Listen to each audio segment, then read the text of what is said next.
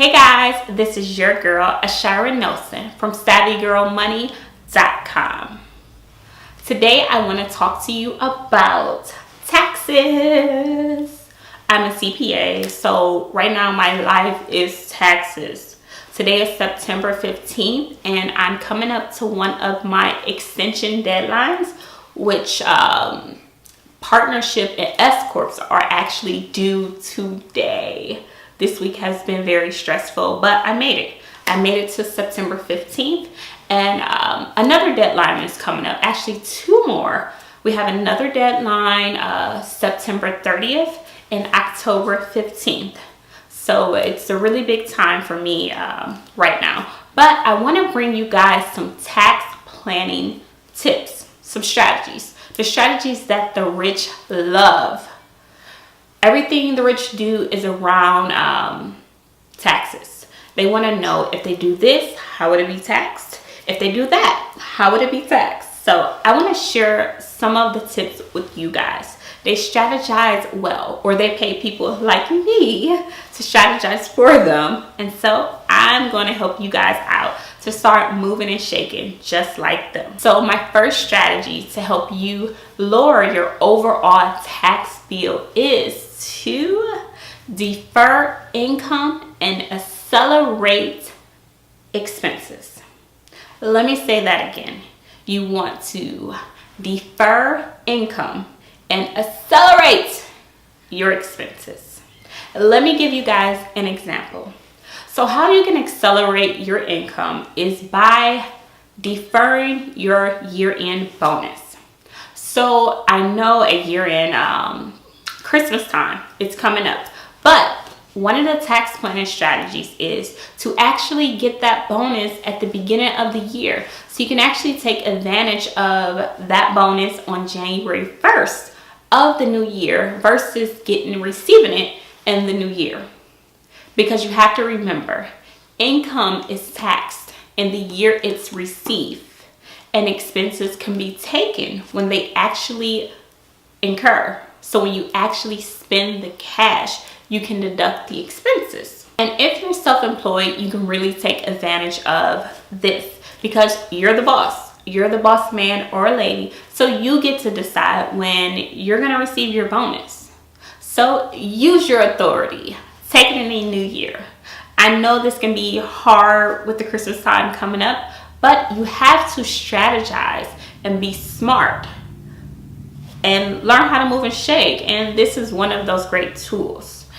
If you take an itemized deduction, you can accelerate your charitable donations, meaning contribute to different funds, nonprofit organizations, and take the deduction this year. Unfortunately, so many people was affected by the different hurricanes this year. So this is the perfect time to help your community, help your country, and give back and actually take a tax deduction. Strategy number 2 that the rich love to use is called loss harvesting. So what they do, or what they get me to do on their taxes, which let me just say, this is illegal. You can do this. You can strategize and reduce your tax bill. You just have to be smart. So loss harvesting is to sell some of your investments that's going to sell at a loss to net it against your gain. Here's an example. Let's say you invested in Chipotle, and a lot of Chipotle stocks are actually doing really bad, unfortunately. But if you are invested in another really great company that is doing great, you can sell some of your terrible Chipotle stock and allow that bad Chipotle stock to net towards your investments. That way, your overall tax bill will actually reduce. You will actually hopefully come out with a loss to net towards some of your income. Strategy number 3 is to contribute your max towards retirement. In another video, which I will display here, I discuss contributing to a Roth. And when you contribute to a Roth, you have the ability to contribute $5,500 per year, and that's in 2016 and 2017. If you contribute towards your retirement, it actually reduces your taxable income, especially with a 401k contribution. So contribute towards your retirement, towards your future, and that in all will reduce your taxable income on your tax return. Yes, rich people actually do this. A lot of us don't take advantage of this strategy. We're not contributing enough towards our 401k to actually reduce our tax bill. Plan ahead, plan towards your future, and all you actually, it's helping your pockets. You're not giving the IRS all of your money. So guys, I also want you to start paying estimated taxes if you owe the IRS a lot at the end of the year. And a lot is subjective, because what's a lot to one person might not be a lot to others.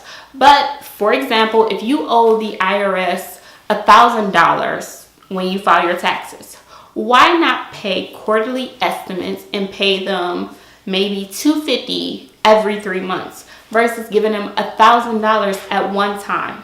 And today is September 15th, which is the due date for the third quarter estimated payments. So if you know you owe the IRS a lot, make sure you send them a check today. If you can't contribute or pay down, if you can't pay them a lot, pay them something. If you can just send them $25 or $50, just know you are reducing your tax bill and won't have to give them so much at once. So guys, thank you for tuning in to my video. I want to tell you guys about this great webinar I have coming up. It's called The Savvy Way to Start Investing Today. And I want to invite you guys out. You can watch the webinar from the comfort of your home. Just sign up. I included the sign up details in the link below.